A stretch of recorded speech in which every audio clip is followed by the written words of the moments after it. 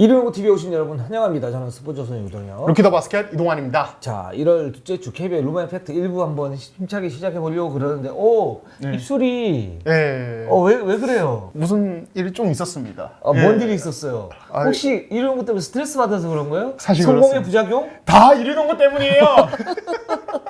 일부 댓글 바로 들어가 보겠습니다. 왜 벌써 넘어가세요? 비슷한 내용이 있어서. 예. 자, 최승규님, 이동환 기자님 이제 살찌는 것도 119 핑계입니까? 그러셨어요. 그러니까 119 때문에 신이 나서 많이 먹고 찜닭도 먹고 치킨도 먹고 뭐도 먹고 해서 살이 쪘다. 이렇게 지난해 그렇게 얘기를 해주셨는데, 뭐 여기 이제 터진 것도 이제 그러면 119 때문이네요? 그럼요. 아니 제가 최근에 제가 이러는 거 처음 할 때 제 영상을 봤습니다. 네네. 진짜 홀쭉하더라고요. 네. 그때는 정말 뼈밖에 안 보여요. 아닌가요? 지금 기준으로. 그래서 내가 이르농구 하면서 이 스트레스로 많이 먹었구나. 네네. 이게 진짜 이르농구가 꼭 좋은 것만 아니구나. 어떻게 하실 거예요? 책임지실 겁니까? 살 좀 빼주세요. 예? 그건 네가 빼는 거죠. 난 나만 그래요. 이르농구 차원에서 이동환 기자에게 PT권 끊어주시길 바랍니다. 예. 지금 헬스장 안 되잖아요. 그렇죠. 예, 죄송합니다. 예. 이제 막 나가네요. 예, 그렇습니다. 자, 대구 면탐정님이 심판이 애매한 상황에서 비디오 판독으로 콜 밀어버리는 상태가 지속된다면 파울콜도 리뷰 대상이 되어야 하는 거 아닌가요? 이렇게 얘기를 하셨는데, 그러면서 비디오 판독이 최소한의 방편이지 심판들의 자질을 면피시켜주는 수단은 아닙니다라고 말씀했는데, 이거 100% 저는 동감을 합니다. 네. 이게 이제 파울콜 리뷰 대상 문제는 또 이제 최근에 전자랜드 현대모비스전에서 그 엄청난 논란 때문에 또 이제 언급을 하신 것 같고, 사실 그 피바룰에서는 이 파울콜이 리뷰 대상이 아닌데 NBA에서는 지난 시즌부터 리뷰 대상이 됐습니다. 챌린지라는 명목으로. 그렇죠. 예, 챌린지 제도를 통해서 휘슬이 불린 파울콜, 그러니까 노콜에 대해서 파울이냐 아니냐를 판독이 안 되고 휘슬이 불린 상황에 대해서만 그 작전 타임 하나를 소모하게 하면서 할 수 있게, 그렇죠. 예, 이렇게 하고 있거든요. 근데 오늘 같은 경우에도 사실 골든 스테이트와 토론토전에서 그 데미안 리가 파울을 받았는데, 이게 3점 그 슈팅 파울이냐 아니면 2점 파울이냐라고 해서 이제 토론토가 챌린지를 갖다 걸었었죠. 그렇죠. 예. 이게 사실은, 그러니까 NBA 얘기가 나왔었는데 NBA 쪽에서도 이게 처음 도입됐을 때 되게 말이 많았어요. 이게 뭐냐, 농구의 어떤 전통을 해치는 거다. 이걸 파울콜까지 리뷰하면 어떻게 되냐, 이렇게 얘기 나왔는데, 결과적으로는 되게 좀 순작용이 좀 더 많다. 순기능이 그렇죠. 좀 더 많거든요. 저는 솔직히 이게 전자랜드 현대모비스 경기가 너무 논란이 돼서 그렇긴 한데, 저는 챌린지에도 한번 도입을 시도해볼 만하다는 생각이 듭니다. 다만 이게 KBL이 지금 철저하게 피바룰을 따르는 상황이어서 이게 가능할지는 모르겠네요. 그거는 또 2부 댓글에 저희가 또 준비를 하고 있으니까 그때 보도록 하고요. 자, 데니스 와이님이 언제나 간결하지만 디테일한 각 팀의 설명에 대해서 감사하다라고 말씀을 하셨고, 자, KT에 대해서 지금 박지원 들어왔는데 왜 지금 손동철 감독은 7, 8일 로테이션만 고집을 하고, 또 문상옥 그리고 최진강 선수는 어떻게 되는 건지 좀 부탁드립니다 그랬는데, 우리 또 설명 기요미 이동환 기자가 상세하게 취재를 했죠. 그냥 서동철 감독님께 아예 물어봤습니다. 네, 그렇죠. 물어볼 수 있죠, 충분히. 제가 그냥 대놓고 말씀해요. 감독님, 이르농구에서 KT 팬분들 이런 부분을 궁금해하시는데 이거 좀 혹시 답변해 줄 수 있습니까? 우리 이제 이 정도는 돼요. 그렇죠. 이 정도 된다고. 그래서 감독님이 미소를 이제 전화기로 여쭤봤는데 미소를 지으시면서 또 상세하게 설명해 주셨는데, 그렇죠. 상세하게 설명하실 수밖에 없죠. 왜 뒷배경에 이르농구가 있습니까? 그렇죠. 왜 이렇게 갑자기 흥분하세요? 좋아서요. 그러니까 이제 박지원이 최근에 사실 출전 시간 줄어들었잖아요. 이거는 결국에는 이 최근에 어떤 부진의 원인이 되는 이 세깅 문제랑 좀 관련이 있어요. 그러니까 박지원이 그러니까 이제 감독님이 보시기에 되게 섬세한 성격이라고. 그러니까 막 이렇게 부진해도 그냥 시원하게 그냥 넘기고 바로 잊고 경기하고 이런 타입이 아니라, 그걸 계속 좀 되새기고 이런 스타일. 그 좋은 거 아닌데. 그렇죠. 사실 이제 운동선수에게 그렇게 좋은 부분은 아닌데, 그렇다 보니까 최근에 상대 세깅으로 인해서 좀 부진하는 상황이 반복되니까 이게 본인이 좀 스트레스를 많이 받고 경기력도 같이 계속 안 나오고 이런 상황이 반복되다 보니까 오히려 좀 멘탈적으로 보호하는 차원에서 일단 하고 있다고, 좀 출전 시간을 줄이고 있다고 합니다. 근데 이게 그러면 KT의 책임인가요? 아니면 박지원 선수의 책임인가요? 저는 근데 솔직히 세깅은 선수의 책임이라고 봐요. 그럼 이동환 기자가 여기 터진 거, 이게 스트레스 때문에 터진 건 이동환 기자의 책임인가요? 이르농구의 책임인가요? 아니 이걸 제가 어떻게 세깅 합니까? 박지원 선수의 그 선사 스타일, 그거 그렇게 좋은 거 아니라고 그랬잖아요. 이동환 기자 박지원 스타일입니다. 네. 아 이제 되새기고 혼자 힘들어하고. 네, 그렇죠. 아 그렇긴 하죠. 아 갑자기 왜 얘기가 이렇게 그러죠? 저는 호응 스타일.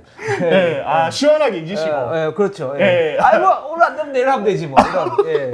아 굉장히 부러운 성격. 한번 욕 먹으면 사과하면 되지 뭐 이런.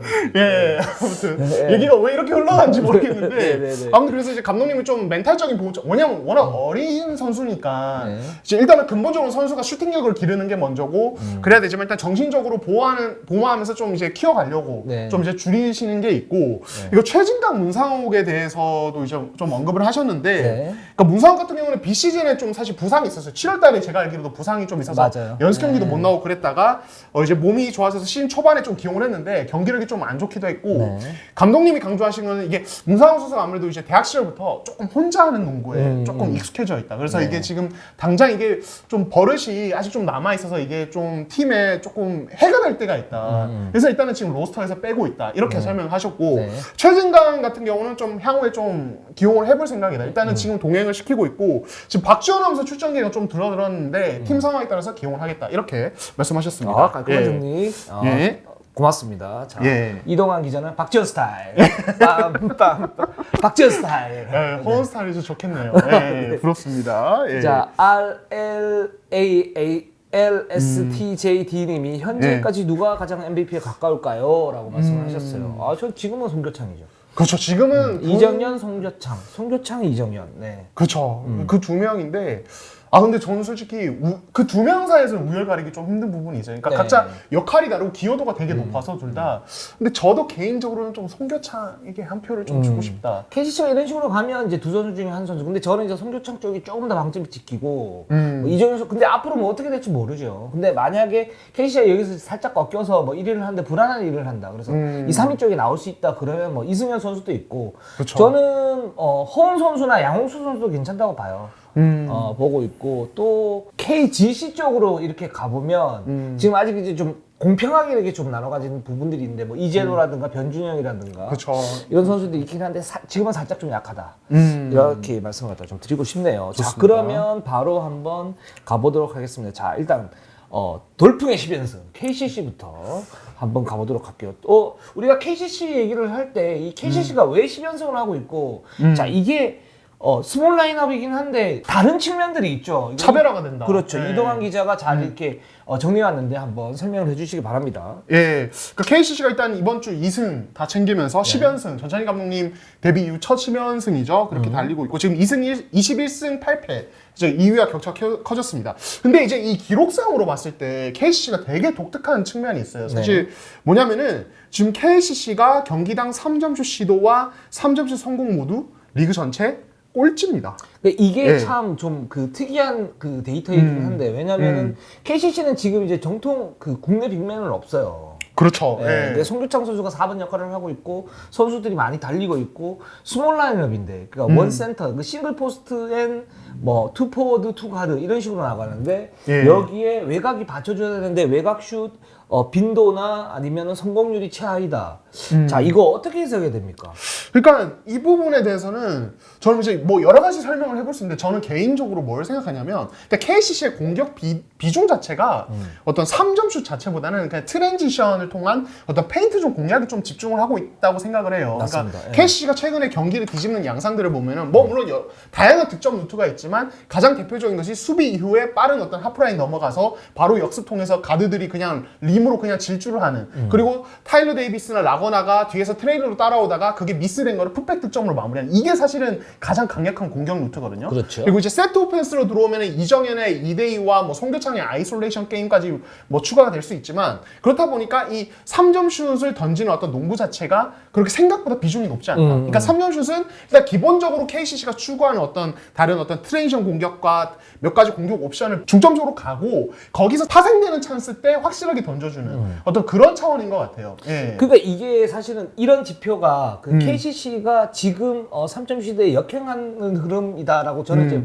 보지는 않아요. 그 어떤 부분이냐면 자 3점 슛이 왜 그러면 KCC가 좀 떨어지냐. 일단 첫 번째로 라거나 타일러 데이비스랑 확실한 공격 옵션이 있어요. 너무 강해요. 이 두 선수가. 그렇죠. 그리고 이정현과 2대1을 하는데 이정현 선수의 세부적인 약점 중에 하나가 생각보다 3점슛 성공률이 좋지 않다는 거예요. 그러니까 이정효 선수도 미드 점퍼라든가 아니면 거의 레이업이라든가 이런 헤지테이션을 가미하면서 그런 이제 공격을 좀 많이 하고 있고 그런 적중률이 높고 거기에 따른 이제 2대2 그러니까 타일러 데이비스, 라그나를 갖다 이용하는 그런 공격을 많이 하고 있지. 3점슛이 이제 외곽에서 그렇게 빈도가 많지는 않다.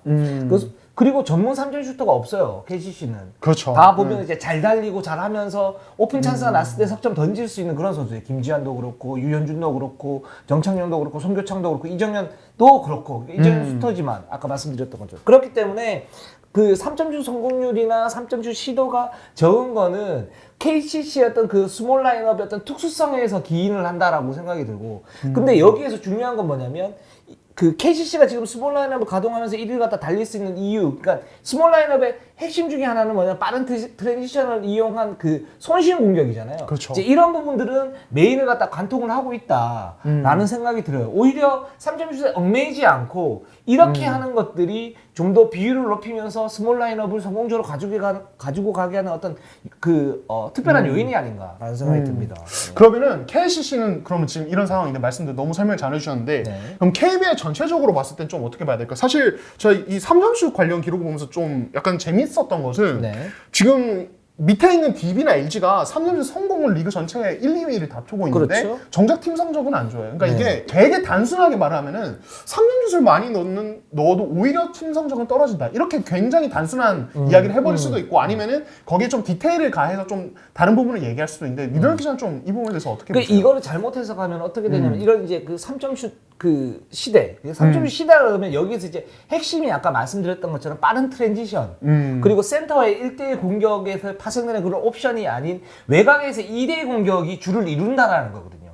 그게 핵심인 거예요. 거기에서 파고들었을 때 나오는 킥아웃 패스로 인한 석점 뭐 이런 부분들인데 또는 트랜지션에 의한 그 빠른 올리 오펜스인데 올리 오펜스에서 외곽의 찬스가 많이 나고 골 밑에서는 사실은 이렇게 그 치는 거라든가 이런 부분들이 많기 때문에 효율이 떨어지거든요. 그래서 외곽에서의 어떤 공격에 어떤 초점을 맞춰야 된다. 이게 그 핵심인데 근데 지금 이제 국내 농구의 어떤 특수성과 저는 좀 맞물려 있다라고 생각을 해요. 이 부분이. 즉 첫 번째는 튼튼한 센터 없이는 가드들이 경기를 지배할 수 있는 그런 수준의 가드가 없다. 지금 일단 뭐 기본적으로 허운도 그렇고 그쵸. 주경민도 그렇고 그 모든 선수들이 그래요. 그래서 제가 계속 얘기했던 건 뭐냐면 경기를 지배할 수 있는 확실한 가드는 지금 KBL에 없다. 그래서 얼마나 센터들하고 잘 호흡을 잘 맞추면서 가야 되는지. 근데 그렇다고 해서 센터에게 1대1 공격을 맡겨서는 안 되고 2대2 중심으로 가야 되는데 그게 지금 나오는 게 KCC가 지금 그런 결과물이 나오고 있고 근데 이제 DB나 LG가 3점 성공률이 1위지만 안 되는 건 뭐냐면 그런 가드들의 힘이 사실 꼬밋하고 조화가 안 이루어지고 있기 때문에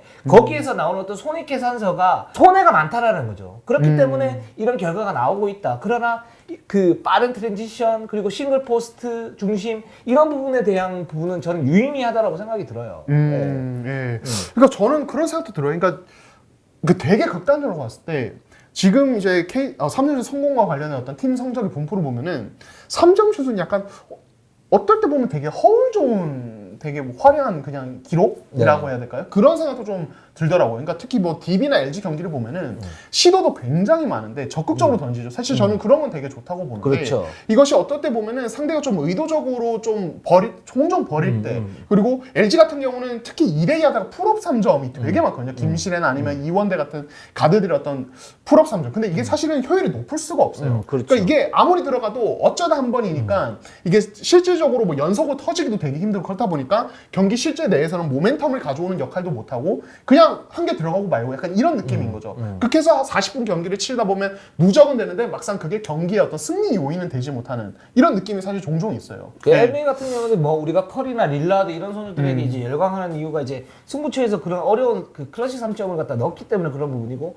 외곽에서 어떤 2대 공격을 통해서 이제 메인스트림이 그쪽으로 가고 있다라고 우리가 이제 각인해서 그러는 부분인데 30개 팀 전체적으로 이렇게 놓고 보면 골밑하고 이제 외곽의 어떤 공수 밸런스가 굉장히 중요합니다. 기본적으로는. 그렇죠. 네. 이제 그런 부분이 좀 필요하다고 보고 있고 뭐 국내 농구가 사실 NBA보다 이제 기술적인 어떤 능력이 떨어지고 가드들도 마찬가지죠. 이제 그런 점이기 때문에 어떤 그렇게 가는 과도기가 아닌가라는 생각이 들고 이 데이터는 잘 이렇게 그 어떤 부분이 핵심인지 그러니까 이제 골 밑에서 그렇다고 1대1 해가지고 예전에 클래식한 농구로 가야 되는 게 맞는 건지 이렇게 이제 저를 오답을 내리면 안 된다라고 봐요. 그냥 과도기고 이게 어느 정도 이제 바른 방향이 있긴 하지만 여기에서 가드들의 어떤 책임질 수 있는 슛 셀렉션 그리고 거기에 따른 어떤 기술적인 발전 이런 부분들이 병행해야 이게 좀 더 효율적이 될 수 있다. 좀 이렇게 말씀을 갖다 드리고 싶네요. 예, 좋습니다. 자, 오리온으로 한번 가보도록 하겠습니다. 자, 오리온. 자. 현재 이제 17승 12패 2위 달리고 있고요. 지난주에 주말 백투백을 모두 승리했습니다. KGC를 잡고 KT까지 잡아냈습니다. KT전은 명승부였어요. 또. 네, 그렇습니다. 되게 재밌었죠. 일단은 뭐 이제 여러 가지 좀 이야기를 해볼 수 있을 것 같은데 사실 저희가 지난주까지는 이 이대성 활용법이나 이 오리온의 어떤 공격이 뻑뻑한 얘기를 좀 많이 했는데 네. 이번 주 이제 KT전에서 특히 좀 약간 두드러졌던 것이 이제 이승현이 좀 브랜든 브라운의 어떤 마크맨으로 좀 경기에 좀 활용됐다는 거 그렇죠. 이런 부분이거든요. 좀 이거는 어떻게 보셨습니까? 그러니까 그 부분이 아까 했던 부분하고 연결이 되는데 브랜든 브라운이 이승현과 이제 뭐 미스매치라고 생각을 해서 그쪽으로 볼을 투입하고 1대 공격을 했는데 효율성이 거의 없었어요. 그러니까 이승현 네. 선수 잘 막은 부분도 있지만 기본적으로 그렇게 공격 구조를 가지고 가서는 외곽이 다 죽어버리는 그런 상태가 생기죠. 그러니까 경작적으로 이제 기회비용이 사라져 버리는 부분이죠. 그리고 반면에 오리온 같은 경우는 물론 이제 뭐 제프 위디나 이제 기디 로스를 갖다 다 빼는 그런 경우도 있었지만 전체적으로 이승현이 수비를 잡아주고 거기에 더블 팀이 들어가고 로테이션에 돌리고 이거는 지금 10개 팀이 다 쓰는 그런 이제 수비 방법이기 때문에 싱글 포스트로 해서는 지금 도움이 안 돼요. 그래서 이승현 선수가 이제 용병 수비를 하는 것 자체가 저는 나쁘지 않다라고 봐요. 단 이승현 선수가 최근에 보면 올 시즌을 보면 특히 이제 공격 쪽에서 효율성을 갖다 가지고 가고 있어요. 가지고 가고 있기 때문에 어떤 그 체력적인 조절 이런 부분이 좀 문제이긴 하지만 그 부분을 그러니까 이승현 선수의 용병 수비, 용수를 승부처에서 잠깐 쓰는 거는 저는 괜찮을 것 같고 플레이오프 때도 이거를 가미를 하면은 오리온의 경쟁력이 올라갈 것 같다라는 생각이 듭니다. 네. 그 저는 뭐 매치업 상황에 따라서 굉장히 좀 다르게 이야기를 해볼 수 있을 것 같은데 네. 일단은 KT 같은 경우는 지난 3라운드 맞대결에서 오리온 수비를 사실 거의 무너뜨렸잖아요. 그렇죠. 뭐 브라운이 나오든 알렉산더가 나오든 오리온 수비를 되게 많이 흔들었는데 그러니까 거기에 어떤 요인 중에 하나가 제프 위디의 어떤 느린 발로 인한 어떤 세깅을 해야 될 수밖에 없는 어떤 몸 상태라고 해야 될까요? 네. 뭐 컨디션 그런 거니까 그렇다 보니까 이게 브라운 쪽에서 견제가 제대로 압박을 못 하니까 거기서 생기는 이 공간들이 사실 KT에게 굉장히 좋은 먹잇감이 되는 거죠. 네. 이거 제가 되게 단순하게 하나만 좀 설명을 드리자면 네. 이게 세깅에 대처하는 방법 중에 저는 하나라고 생각하고 실제로 좀 많이 봤는데 네. 여기 이게 브라운이에요. 네. 브라운이고 제프 위디가 이렇게 쳐져 있습니다. 네. 이렇게 보겠습니다. 이게 파란색이 KT예요. 네. 예. 자, 근데 이렇게 위디가 쳐져 있으면은 여기서 이 세깅을 뭘로 공략하느냐? 뭐 브라운이 그냥 여기서 잡아서 3점을 던질 수도 있겠죠. 근데 하나 방법 중에 하나가 허훈이 볼을 가지고 여기서 피켓롤을 하는 거예요. 그렇죠. 위디는 여기 엄청 쳐져 있죠. 이렇게 되면은 이 스크린에 어느 정도 걸리게만 하면 허훈은 이 공간을 그냥 가지고 놀 수 있어요. 그러니까 이게 실제로도 세깅 디펜스에 대해서 공략법으로 되게 많이 쓰이는 거거든요. 세깅 당하는 선수를 스크린으로 쓰는 거. 사실 뭐 브랜드 브라운 본인이 핸들러 역할도 할 수 있기 때문에 본인이 뭐 이제 2대1에서 세게는 공략할 수도 있지만 이 선수는 드리블하다가 점프슛이 되게 불안하기 때문에 그건 좀 별로고 이런 식으로 쓸 수 있으니까 차라리 이럴 때는 이 리스크를 줄이기 위해서 오히려 이승현을 붙임으로써 좀 이런 리스크도 좀 줄일 수 있는 거죠. 그러니까 저는 그런 면에서 이런 매치업 상황에서 상대가 포워드 외국인 선수일 때는 저는 오히려 좀 이승현을 붙이는 게 되게 오히려 좀 효율적일 수 있다. 아이자 힉스나 브랜드 브라운처럼 탑에서 좀 왔다 갔다 많이 하는 선수한테는. 그렇죠. 그러니까 이제 네. 이승현 선수의 체력적 부담이 늘어날 수는 있어요. 근데 이제 실제적으로 이승현 선수가 들어갔을 때 예를 들어서 제가 계속 말씀드리는데 로슨이 있는데 로슨이 골밑 수비가 거의 안 돼요. 그렇죠. 사실 네. 그게 딜레마긴 한데 해주면 좋은데 안 되는 선수란 말이에요. 대신에 이 선수는 이 옵션으로서 외곽에서 어떤 석점을 넣으면서 스트레치를 벌여줄 수 있고 그 공간을 그 이승현이나 이대성이 효율적으로 공략할 수 있고 거기에 따라서 허일영 로슨이 이렇게 쌍포로 나가게 되면 굉장히 좋은 이제 공간 활용이 될 수 있거든요. 공격에서 이제 그런 부분. 그러니까 이제 이득과 손해가 있는데 그런 부분을 잘 활용해야 되는 거죠. 이제 로슨 같은 경우에는. 그 위디 같은 경우 마찬가지고. 근데 이승현 선수 딱 들어왔을 때 이승현 선수에게 포워드형 외국인 선수를 갖다 맡기게 되면 기본적으로 버티는 힘이 있기 때문에 여기에서 상대 선수의 어떤 그 1대1 효율이 급감해요. 하다디도 막았던 이제 이승현이니까. 그렇죠. 그러니까 로스를 다른 형태로 좀 많이 쓸 수 있다라는 거죠. 기본적으로 더블팀을 들어갈 때 더블팀으로 들어가는 어떤 카드로 쓸 수도 있고, 로테이션을 때 로테이션을 어느 정도 돌릴 수 있고, 그런 부분들이 있는데, 그러니까 그거를 잘 써야 되죠. 근데 단, 이승현 선수를 그렇게 썼을 때는 두 가지 문제점이 생기죠. 첫 번째는 이승현 선수의 어떤 효율성이 떨어질 수 있다. 체력적 효율성. 그렇죠. 그러니까 예를 들어서 이승현 선수의 출전 시간을 줄이고 거기에 따른 이종현 선수가 누가 들어왔을 때 어떤 플랜 B를 마련하는 게 되게 중요한 거고. 그리고 두 번째, 주구장창 쓸 수는 없는 거니까 그 부분을 승부처에서 어떻게 쓸 것인가. 그러면서 이승현이 썼을 때 어떤 도움 수비가 온다든가 외곽에서 어떤 수비 배치를 갖다 좀 더 섬세하게 할 필요는 있는 거죠. 이제 두 가지 어떤 그 고려 사항만 해주면 저는 이승현 선수 이렇게 쓸 수 있다라고 생각이 듭니다. 예. 근데 저 방금 뭐 이종현 얘기를 하셨지만은 사실 최근에 이종현 경기력이 그렇게 좋지는 않잖아요. 네, 좀 그렇습니다. 어떻게 보세요? 예, 그러니까 저는 그러니까 이게 뭐냐면은 저는 사실 트레이드 초반 트레이드 이후 초반 몇 경기 때는 이종현이 좀 고무적인 모습 보여주기도 하고 나름 슛 터치가 데뷔 초반에 비해서 개선된 모습이 나오면서 뭐 이제 지역 방어 공략을 직접 하는 모습도 나왔는데 저는 이게 좀 어떻게 보면 좀 한계치일 수 있겠다는 생각이 들거든요. 현재 이종현의 몸 상태로는. 그러니까 이종현 선수는 제가 생각할 때는 그렇습니다. 이거는 그냥 제 개인적인 생각인데 수비형 센터가 됐어요. 지금은 수비형 센터예요. 그러니까 이제 골 밑에 박혀 있을 때 어떤 블록슛이나 이런 부분이 뭐 위력이 좀 떨어지긴 했지만 여전히 그 부분에서는 상대가 위협을 약간의 느끼죠. 부담감을 가지고 있고, 그러니까 이 선수 같은 경우에 공수를 모두 다 할 수 있는 그런 몸 상태는 아닌 것 같아요. 그러니까 전체적으로 어떤 순발력도 좀 느려지고 금뚝 모습들이 있단 말이에요. 활동력도 좀 더 좁아지고. 그러니까 지금에서의 어떤 장점이 수비형 센터로서 이 선수를 갖다 골 밑에 박아놓고 거기에서 뭔가를 할 수 있는 백업 센터 요원으로 갖다 써야지. 이 선수를 예를 들어서 그래서 이제 트리플 포스트 같은 경우에도 이승현 선수가 물론 활동력이 좋기 때문에 어느 정도 이제 효율성이 있긴 하지만 이종현 선수들이 외국 나가서 이제 그 컨테스트를 해줘야 될 때가 있으면 그게 잘 안 돼요. 그렇기 때문에 거기에서 빵빵빵 맞는 건데. 그리고 이종현 선수가 스트레치를 했을 때 중거리에서 어떤 미들 던지는 거, 이 부분도 지금은 불안하단 말이에요. 그쵸. 예. 그러니까 그런 이제 공수의 어떤 다양한 용도로 많은 요구를 갖다가 지금은 하면 안 된다. 몸 상태가 지금 좋지가 않고 현대모비스 있을 때도 그렇고 그 정도 나오는데 더 이상 나와야 되는데 이게 지금 안 나와서 좀 고민이다라고 얘기를 했었고 그게 지금 오리온전에서 나타나고 있는 거거든요.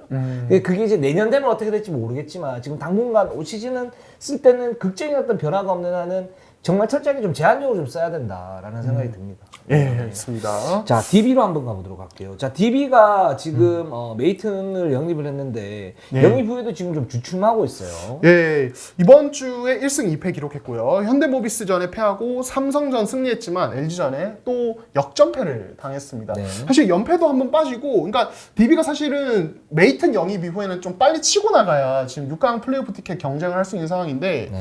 좀 갈수록 좀 가능성이 떨어져 보이는 그런 느낌이 있어요. 그러니까 이상범 감독도 사실은 최근에 뭐 이제 플레이오프 아직 뭐 가능성 있다 이렇게 얘기를 하다가 네. 지금 경기력이 안 좋아지니까 좀 되게 좀 답답해하는 모습이긴 하거든요. 좀 어떻게 보세요? DB 지금 경기력 뭐 메이튼에 대해서 원래 좀 높게 평가는 안 하셨잖아요. 네. 예. 네.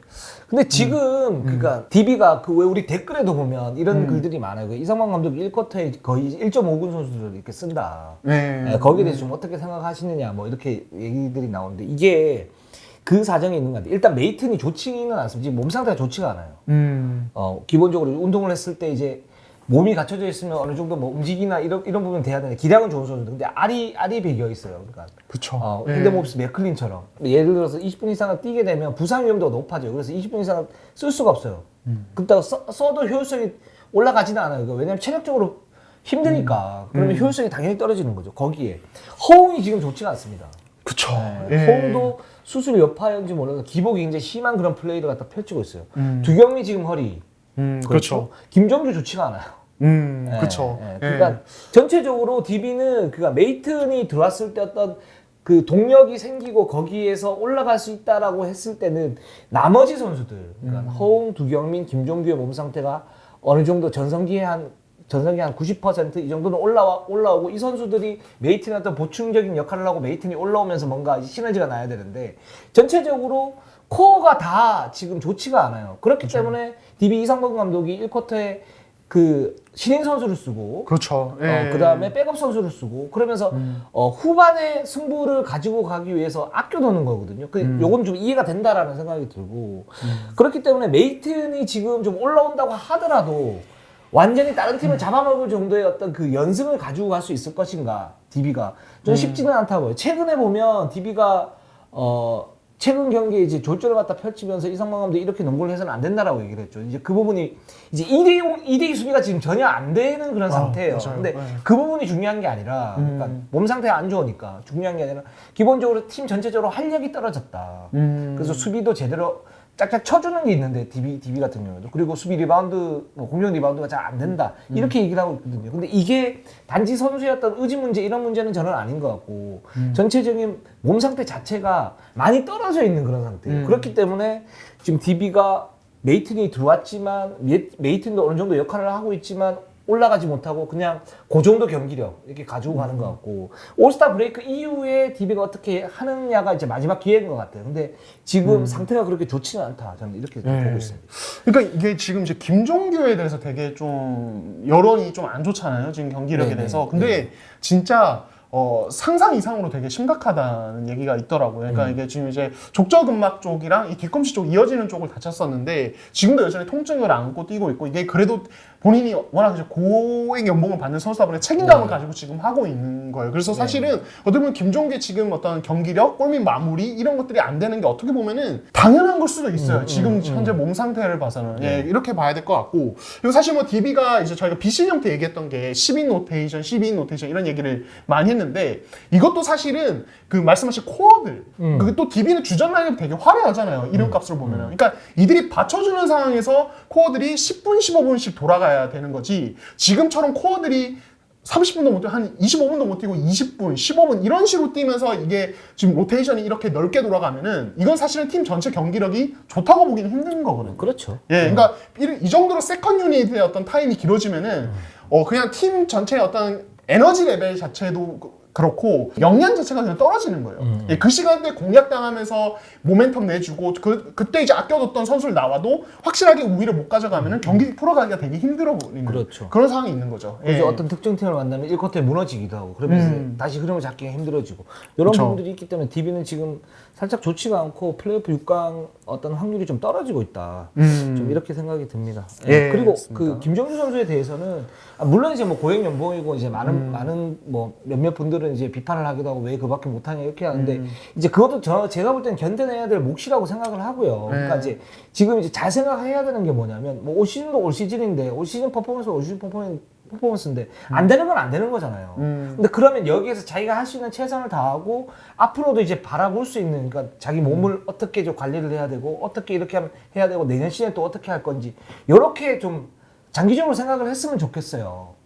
왜냐면 이러다가 갑자기 또 부상이 덧나거나 완전히 확 달라져 버리면 내년에도 문제가 생길 수 있으니까. 그쵸. 이제 그 부분을 냉철하게 자기가 생각을 해야 됩니다. 네. 이게 프로인 것 같아요. 네. 자, KGC로 한번 가보도록 할게요.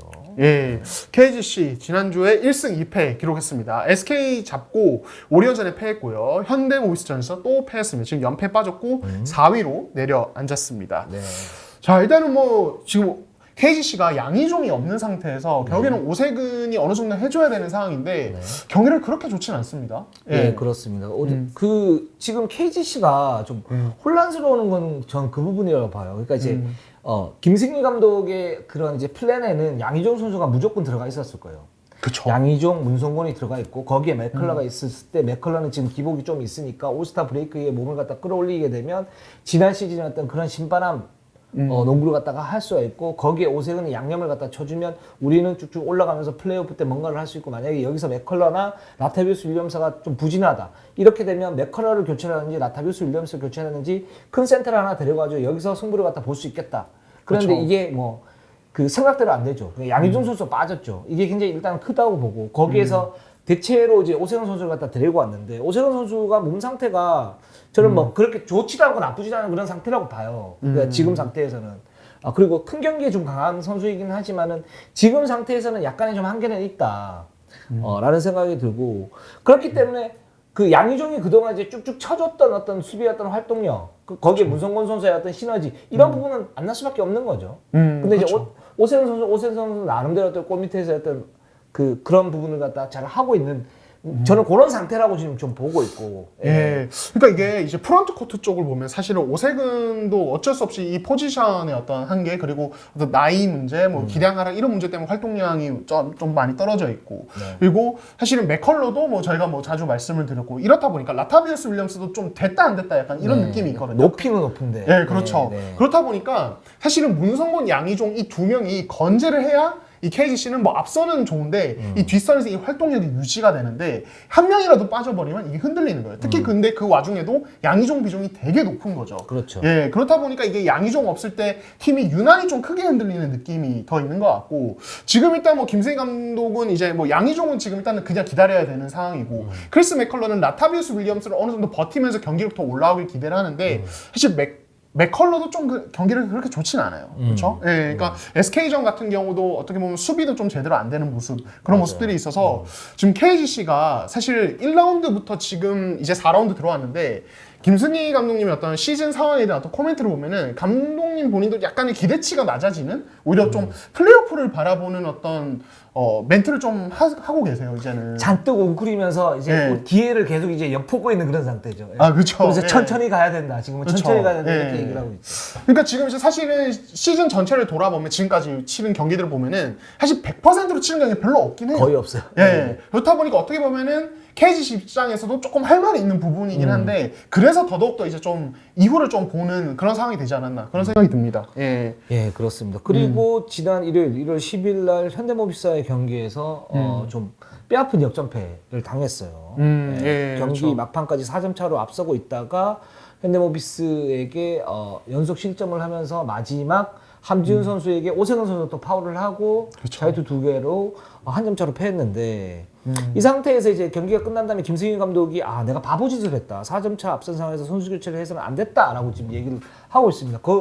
거기에서 나오는 선수가 이제 이재도 선수예요. 그러니까 이전까지 변준영 선수 원가드에 이제 문성곤, 그다음에 전성현, 오세근 그리고 라타윌 이렇게 잡고 갔다가 거기에서 전재현 선수가 석점이 딱 터지면서 KGC가 승리를 갖다 잡는 그런 상황이었는데 거기서 이재도 선수를 놓고 변준영 선수가 투카드를 돌린 거죠. 그러면서 이재도 선수가 한 번 미스샷, 한 번은 실책해서 현대모비스 속공으로 이루어지면서 패했는데 그러니까 이제 제가 볼 때는 뭐 바보짓 했다 이거는 좀 이제 과한 표현 같고 그러니까 그렇게 할 수 있어요. 할 수 있는데 여기서 이제 그렇게 얘기했던 거 그 이유가 첫 번째는 이제 전성현 선수가 들어왔을 때하고 이재도 선수가 나가고 전성현 들어왔을 때는 기본적으로 장신 라인업이 어느 정도 되지 않습니까? 그쵸. 그랬을 때 현대모비스가 그때 당시에 3가드를 썼었는데 네, 맞아요. 김빈구, 그다음에 이현민, 서명진 그렇게 되면 더욱더 리바운드는 이런 부분에서 굉장히 좀 압박을 받는 그런 상태죠. 게다가 전성현 선수가 나가게 되면 기본적으로 스트레치가 되는 그런 상태 아닙니까? 그렇죠. 그랬을 때 이제 골 밑에 어떤 공간이 남는 거고 거기 이제 변준우 선수가 골밑 돌파를 갖다 했을 때는 좀 더 효율적일 수 있는 그런 상태인데 이대수 선수가 들어오면서 기본적으로 슛 한 명 갖다 내보냈고 따라서 이제 골밑에 어떤 스페이싱이 좁아지면서 이재도 선수의 어떤 실책으로 연결이 됐고 그게 속공으로 됐다. 이제 그런 부분에서 이제 이런 자책을 갖다 한 것 같아요. 예. 뭐 그런 부분은 괜찮다라고 보는데 그건 이제 그 코치즈 디시전이고 그리고 복귀해서 다음번에는 뭐 예를 들어서 바꿀 수는 있으니까 그런 부분이라고 생각이 듭니다. 네. 예, 했습니다. 자, KT전으로 한번 가보도록 하겠습니다. KT. 예, KT가 현재 14승 14패, 공동 5위고요. 지난주 2패 당했습니다. KCC에 패했고요. 그리고 오리온에도 패했습니다. 자, 일단은 사실 KCC전 굉장히 재밌는 경기 나오지 않았습니까? 그렇죠. 예, 좀 수준 높은 경기였고 뭐 KT가 나쁘지 않다라는 거를 보여준 경기였어요. 사실 예, 뭐 KCC는 지금 뭐 연승이 너무 지금 좋은 그런 상태니까. 근데 2연패를 넣고 지금 이제 5할 승률이에요. 그러니까 뭔가 올라와야 되는데 지금 아직 못 올라오는 좀 답답한 상황이라는 거죠. 그렇죠. 예. 근데 저는 사실은 지난주부터 약간 불안 요소로 언급하려다가 하진 않았는데 이게 결과론적으로 얘기하게 되는데 이제 와서 그러니까 외국 선수들의 저는 공격 얘기는 뭐 이제 많은 분들이 아실 거고 수비력도 좀 사실 그렇게 만족스럽지 않다는 생각을 했었거든요. 그러니까 왜 자꾸 웃고 계세요? 저 좋아서 말씀하세요. 그러니까 이제 2주 전에 뭐 현대모비스 전이라든지 그 이후에 어떤 경기들을 보면은 이 페인트 존이 되게 쉽게 공략당하는 그런 느낌. 사실 이거는 뭐 브랜든 브라운이 왔을 때부터 어느 정도 예견된 부분이긴 하지만 그렇죠. 이게 알렉산더가 있을 때도 생각보다 별로 우위를 못 가져가는. 그러니까 이게 뭐 득점 폭격을 공격에서 하지 못하더라도 수비에서라도 알렉산더가 있을 때 골밑을 잠그는 이런 느낌이 있어야 되는데 이게 안 돼요. 그리고 이게 문제인 이유가 KT가 다른 국내 선수 라인은 되게 장신 라인이란 말이에요. 뭐 양홍석 그리고 뭐 박준영도 있고 이렇게 가는데 이게 페인트 존이 조금 공략당한다는 점 이런 부분들까지 봤을 때 지금 외국 선수들의 어떤 전반적인 공수 경기력에서 KT가 좀 아쉬움을 얘기할 수 있는 상황이 아닌가 그런 생각이 듭니다. 예. 클리프 알렉산더 같은 경우에도 활동력이 좀 부족해요. 그러니까 이제 외곽에서 쳐줬다가 다시 나오는 거. 지금 이제 KT가 가장 이제 중점적으로 보고 있는 건 2대2 수비 아닙니까? 그렇죠. 해치 백인데 뭐 핵심만 얘기하면 해치 백인데 이 백이 잘 안 되니까 기본적으로. 그러면 이제 안쪽에 어떤 든든한 그 토종 블로커가 하나 있으면 좋은데 그게 사실은 김현민 선수 정도만 되지 나머지 선수는 쉽지가 않단 말이죠. 네, 그렇기 때문에 이제 그런 딜레마가 생기는 것 같고 뭐 근데 그런 부분들은 전체적으로 KT가 얘기를 했던 부분 이제 브라운과 알렉산더를 영입하면서 얘기했던 부분 그걸 이제 나머지로 이제 풀어가야 되는데 그런 면에서 뭐 지난주는 살짝 좀 답답한 면이 있었다. 그러니까 KC전은 잘 싸웠고 뭐 나쁘지 않은 게임이었는데 오리온전 같은 경우에는 살짝 좀 답답한 면이 있었다라는 생각이 듭니다. 네. 그리고 이제 그 KT 이 경기 보시면서 많은 분들이 좀 떠올렸을 건데 이 송교창과 양홍석의 이 퍼포먼스 쇼다운. 네, 쇼다운. 정말 흥미로웠거든요. 근데 저는 사실은 지난 시즌으로 봤을 때는 송교창이 확실한 우위다. 그렇지. 왜냐면 지난 시즌 양홍석이 좀 많이 실망스러웠기 때문에 그랬는데 이번 시즌을 놓고 봤을 때는 경기 내 실제 퍼포먼스도 그렇고 기록적으로 그렇고 양홍석이 그렇게 밀리지 않는다. 오히려 저는 우위일 수도 있겠다는 생각이 들거든요. 유도 기자는 이 두 선수 중에 한 명을 고르라면 누굴 고르시겠습니까? 이 질문은 엄마가 좋아 아빠가 좋아 질문이에요. 누가 엄마예요? 네? 아직은 송교창이 엄마고 양홍석이 아빠인데 그러니까 이제 양홍석이 너무 지금 성장세가 가팔라요. 맞아요. 근데 그러니까 송교창보다 비교 위에 있는 건 파워 그리고 스피드가 그렇게 떨어지는 편도 아니고 제가 볼 때는 3점 슈터치도 양홍석이 더 나은 것 같아요. 근데 이제 송교창은 기본적으로 빠르죠. 그쵸. 그리고 운동 능력이 좋고 양홍석보다 좀 더 좋죠.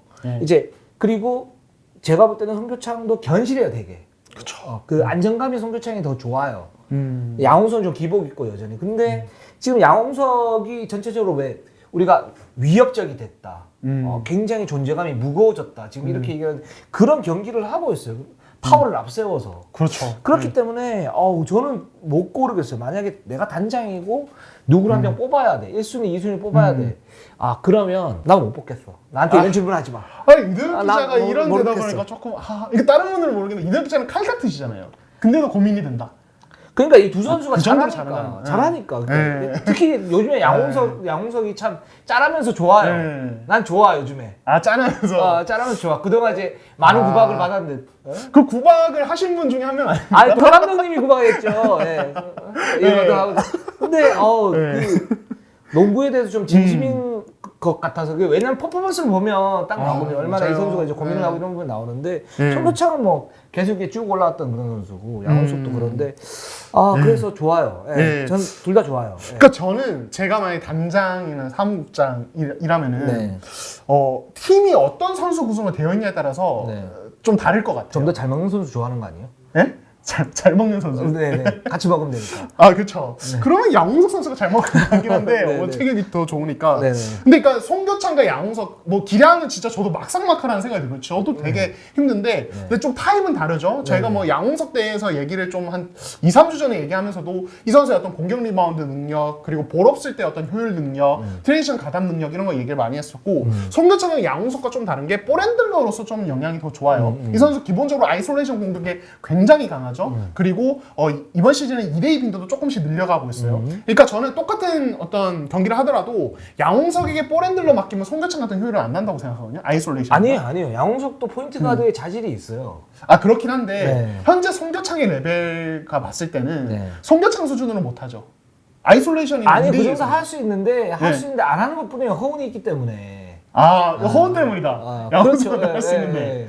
그렇군요. 양홍석이 지금까지 못 큰 건 허운 아니 농담입니다. 이건 아니야. 여기서 싸움을 붙이시나요? 그래요? 뭐 이제 그거는 진짜 이제 또 이동 기자의 또 시각. 농담이고요. 이거 진짜 농담이라니까요. 왜 뭐라가? 그 정도 아니야. 왜냐면 양홍석이 지난 시즌에 그 장신 라인업 돌리면서 일본으로 쓴 적이 있어요. 송교창 감독이 쓴 적이 있고 송교창은 그렇게 쓴 적이 있습니까? 없잖아요. 근데 송교창도 이번 시즌 초반에는 뽀른반도 많이 시키시고 전자인 감독님이 그렇게 했어요. 내가 볼 때 페이크야 그건.